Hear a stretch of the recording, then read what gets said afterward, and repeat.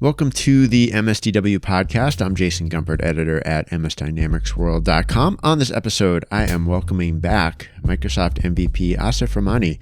He is organizing the Dynamics and Power Platform track at the upcoming Microsoft 365 conference. It's an in-person event in Las Vegas. Those are starting to come back now, and it runs from April 5th to 7th.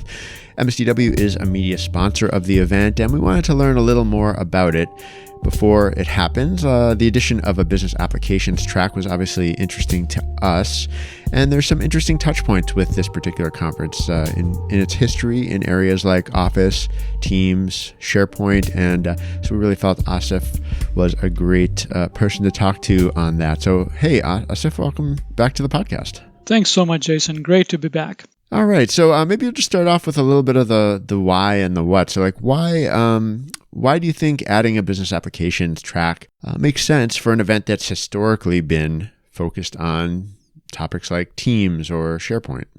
Yeah. Historically, this event was just SharePoint a long, long time back. And then obviously, as Microsoft changed and evolved its trajectory into Microsoft 365 applications, that's where the event went as well. It's incorporating not just SharePoint Online, but Yammer, OneDrive, Teams, and so forth. And honestly, this is a natural evolution of this event because this is exactly where Microsoft is headed right now. Looking at the whole umbrella of how do you communicate, collaborate, and have other business applications together under one umbrella. And that's where Microsoft, is planning or is already going, I should say, with the Dynamics 365 and Microsoft 365. So it just makes sense. So quite honestly, what happened, I am one of the organizers, helping, I should say, organize the conference. When I was speaking with the organizers before, I mentioned to them that, hey, it just makes sense for us to incorporate the Dynamics 365 component into this conference. And after quite a few actually back and forth, it just made sense for us to do it. This is the time. So I became the track lead for the Dynamics 365 track of the conference, and very much looking forward to doing it together with them. Yeah, and learning about that myself, it really did make a lot of sense. And we should also mention, in terms of the way this event runs, it's an independent event. It's kind Correct. of co-sponsored or co-produced by Microsoft, right? So they have involvement, but it's not a Microsoft-owned event. It's an independent event, which is a pretty big deal in my opinion. You look at the Partner Conference or Ignite or others. While they are great conferences hosted by Microsoft, it is a vendor conference. So you're going to hear a lot of, hate to say it, but vendor speak. This type of a conference, the way it is, which is in partnership with Microsoft, but not owned by Microsoft, you hear everything about the products and processes and your scenarios, the good and as well as the not so good that's getting better slowly. And that's the best way, in my opinion, to consume sessions to understand what you're jumping into. And one of the things I understand what you mean in terms of sort of the vendor owned event or the vendor event versus the sort of more independent event. And what's really maybe unique here is that crossover to me, as I mentioned before, because my experience with user or customer based events is they want to focus on the things that they that the people who attend that event use every day, whether it's a Dynamics product or whether SharePoint, obviously a huge community and a ton of rich history there. So to get that, to add a crossover track is kind of a big deal in the sense that it takes a little bit of, momentum or a little bit of some kind of a spark. But on the other side, I imagine knowing what I do about Microsoft's goals, ambitions, their sort of outlook on even just sales. I mean, they see huge opportunity and a huge amount of value in trying to get these communities to start thinking about each other a little bit more, I would say. Absolutely. And that's the beauty of the whole thing, where the communities are coming together and sometimes they don't even know it, the community members, but it's happening. It's happening organically. I'm hoping with these kind of events, it happens a little bit more intentionally, where you are face to face with the other side of the story. If you're from Microsoft 365, you meet Dynamics 365 folks and vice versa, and you realize the interlaced integrations that are happening within products, within the community, and within just the whole the story that Microsoft has already been telling for a while. Now, I hope your listeners already know this, but just in case they don't, I am not a Microsoft employee, so please don't get me wrong. I also frequently give feedback back to Microsoft, letting them know what they're doing right and what they can do better. But still, having said that, I really like the momentum and the path that Microsoft is taking, and I think community is following the same path as well.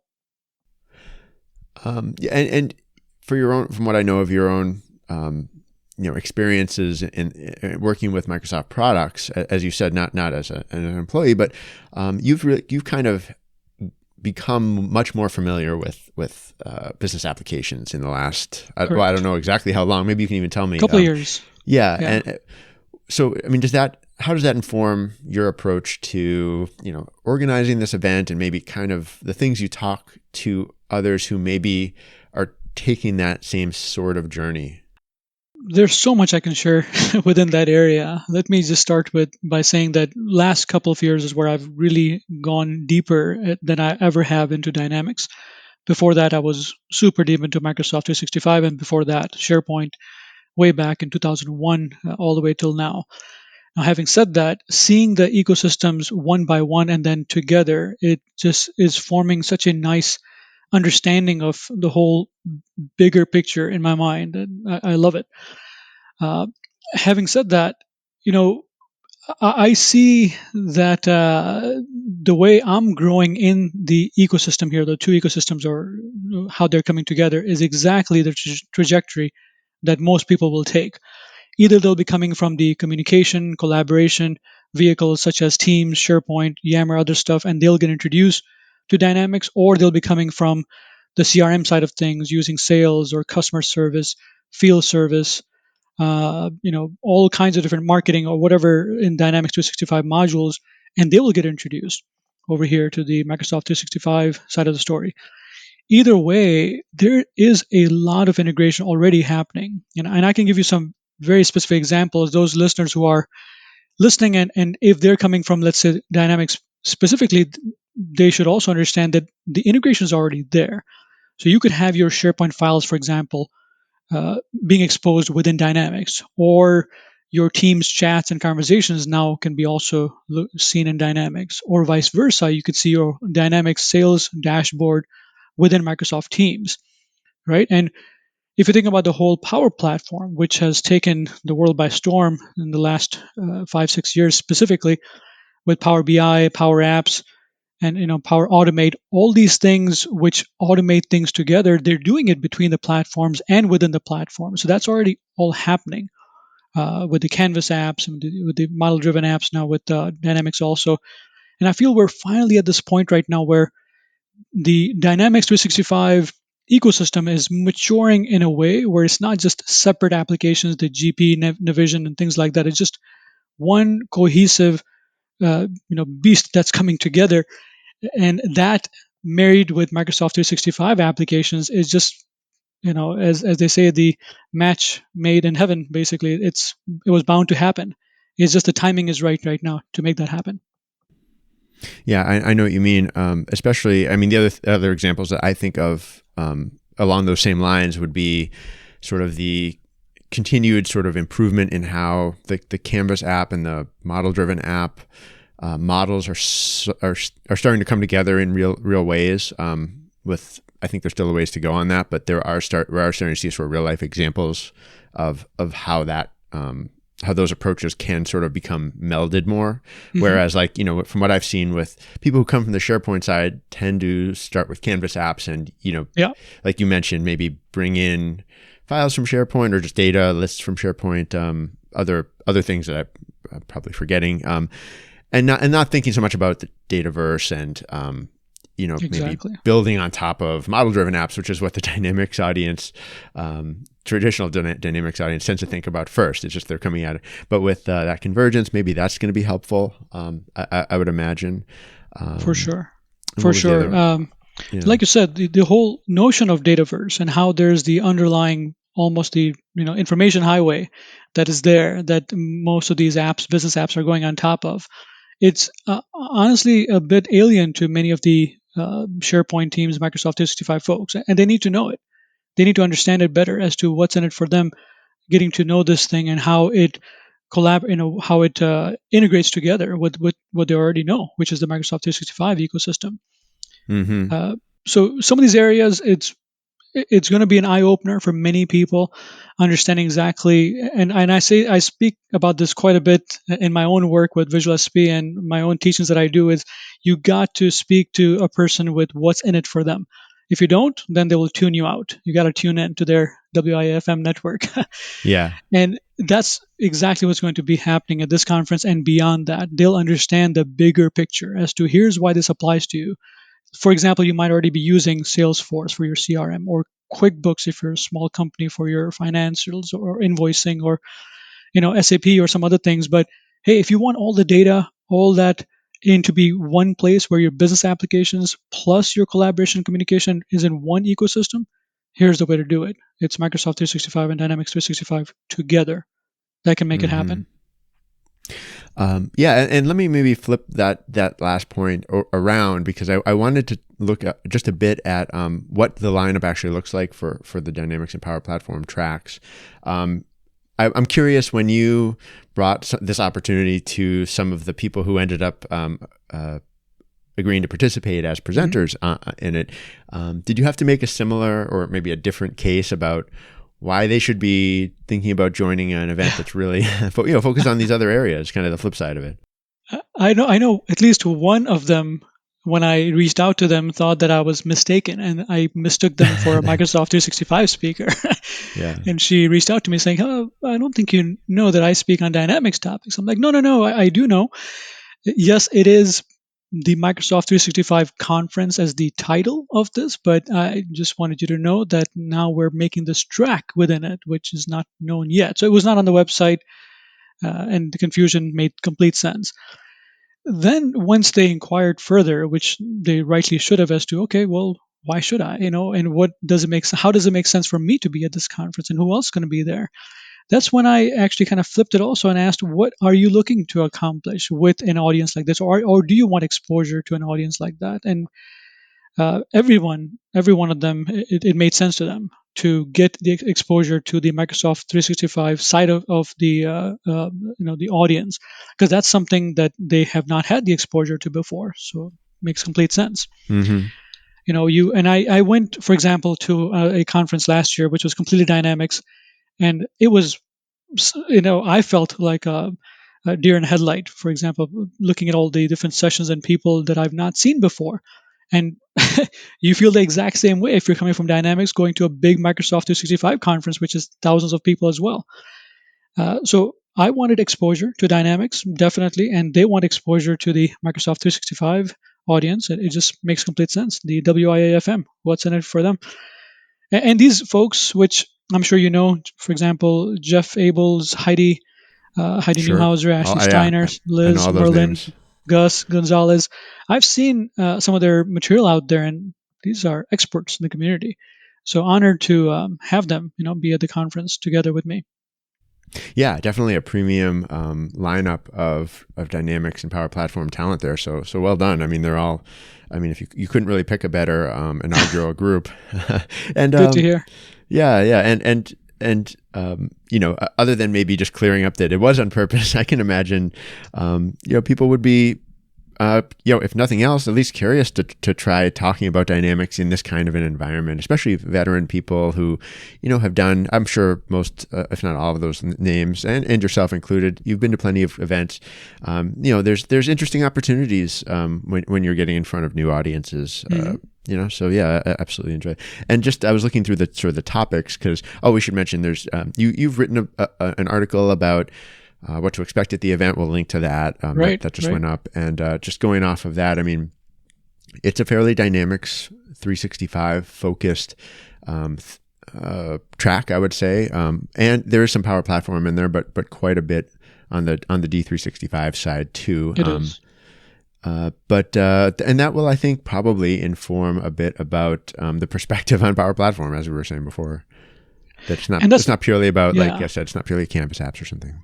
Agree. Honestly, so I've been personally in the Power Platform for a long time, but until I got into the dynamic side of the story, I only understood half of the capability and the potential of what Power Platform can really offer.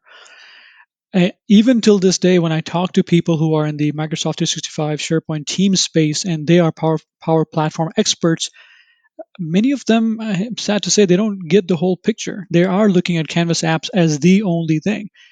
Uh, Once they do see and understand the opportunity of what you can do in model-driven apps, the other side of the story, then their eyes light up like, oh wow, there's so much I could do. You can make a custom application which within sales, for example, or just completely change it around, make it for recruitment or make it for whatever you want it to. It's just entities and fields and things that you have kind of done already in the Microsoft 365 space, but now you're thinking about it differently. You're thinking about it in the model driven way instead of a blank canvas that you're drawing on with Power Apps, for example. And once they see that, then the opportunity way big, much much bigger.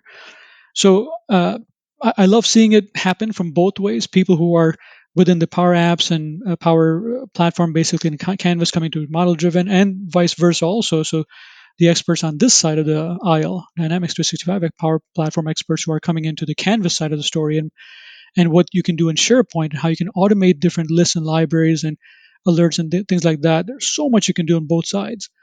And when you put it all together, truly becomes an end-to-end solution for any size organization, right? So Yeah. that's where the beauty of the whole thing comes in. Yeah, I mean, we're really at the beginning of that. I mean, just one example that I think of is I've started to see a few new sort of consultancies spring up in the last, well, couple of years at this point, I would say, where that's really what their focus is in that, in that intersection where we can, like, where they're partly advisors, partly developers, partly application developers, saying, we have this expertise maybe across Power Platform, Dynamics, perhaps some on the Microsoft 365 side as well, Teams certainly, and let us help build the right solution that achieves those goals but uses the newest Microsoft direction in it. So you're not just building on SharePoint anymore, which you might have been your preference a few years ago. You're not just building, you're not custom coding everything, for example. So I think those kinds of organizations will become sort of their own class. I don't think they'll take over from traditional partners or anything like that, but I think that's sort of one of the future types of businesses you'll see sort of in the Microsoft channel. Honestly, the image that comes to my mind every time I think about these things, and like you just mentioned, Jason, is kind of like Lego blocks. And these are bigger Lego blocks that you can use and reuse to make big solutions, as opposed to smaller Lego blocks, which you can still make stuff, but you have to do it more with code and more with starting from scratch. So, if I were you, I would, of course, much use the bigger Lego blocks to start with, where I already have a module that does 80% of what I need to do, instead of 5% or 10%, which is the smaller Lego blocks analogy that comes to my mind every time. Yeah. If that makes sense. Oh, no, absolutely. And I want to go back a bit, because the one other thing I was trying to think of when I mentioned sort of the convergence of in terms of Power Apps development, for example. The other that I'm really interested to keep watching, I assume this will be something of interest at this particular event, is Dataverse for Teams and the use of Power Apps within Teams. It's something I feel is still really new. I don't have a good gauge on sort of how broadly it's being adopted. I know Microsoft's put some impressive numbers out there about sort of the number of apps that have sprung up, but I don't know. Do you have any perspective on that particular angle? I'm not deep into it either, so I won't pretend like I am. But having said that, at the end of the day, Power Apps is a way that you're building applications. That's all it is, right? And when you think about the Teams ecosystem, all it is really is a bunch of different apps that are coming together to give you that. Uh, what's the best word for it? Basically, a platform where you have all of your applications running side by side, and some of them hopefully can integrate with each other as well. So that's the vision, where you take what you already have in your tool belt with Power Apps and even Power Automate and even Power BI, and use those things to put or to create solutions that work together within the Teams verse. Is that a word? I just made a word, I guess. You made a Teams word. verse. Yeah. And that's the idea. in the broad end. I'm not a developer anymore. I used to be too many years ago. So I've not really dove into it from that perspective, but I can understand it from maybe a 20,000 foot view, and it's definitely going to be awesome where they're headed. Yeah, I mean, from my own sort of note taking, that's one of the things I'm certainly watching for is how much traction does Microsoft get with that approach? Because it's an approach, right? Getting people invested in Power Apps and Power Platform, I guess, through Teams as sort of I think as a gateway into all these things. It's just one more angle to maybe be aware of. So maybe I'll be interested to catch up on that down the road too. Well, yeah, we'll put a link to certainly to your article that sums up some of these things, and the event is not too far away now, about a month away in early April 5th to 7th. Anything else I'm forgetting here? No, just a little bit about the event. I've been part of this event and other events like this, with the same organizers for quite a long time. And I'll tell you, the last one that happened, which did not have a Dynamics component in it, it was just Microsoft 365 conference in December. We had dozens of speakers and thousands of people. I don't have the exact number, but I think it was a couple thousand. Don't know exactly what to expect in the April one. Really hoping for a big crowd there as well. But at the end of the day, it's like you said, Jason, at the beginning of this podcast, that it's an in-person event. All of us are coming together physically, really physically, and every time I've seen people physically come together these days at a conference, in which I've been to a few lately now, the excitement is there to see people in 3 dimension instead of just seeing them on a screen, and it's palpable. It's definitely wonderful to see people again. So very much looking forward to all the speakers getting together, these two communities getting together. And it's Vegas, and it's going to be at MGM Grand, which is a great facility for a conference like this as well. They've been doing it the same facility for many years. All the processes and everything is down, so knock on wood, I'm not seeing any issues happening. It will be great to maybe even talk afterwards also to see how everything went, but I'm looking forward to it. All right. Well, thanks for taking the time to chat about it. It's been fun, and I look forward to seeing how it goes. Thank you, Jason. This has been another episode of the MSDW podcast. My thanks once again to Asif Rehmani for joining me today. To learn more about the Microsoft 365 conference, visit m365conf.com. And that's it for this episode. If you want to get in touch with me, send me an email, jgumpert@msdynamicsworld.com, and follow MS Dynamics World on Twitter and on LinkedIn for all of our updates. Until next time, this is MS Dynamics World, signing off.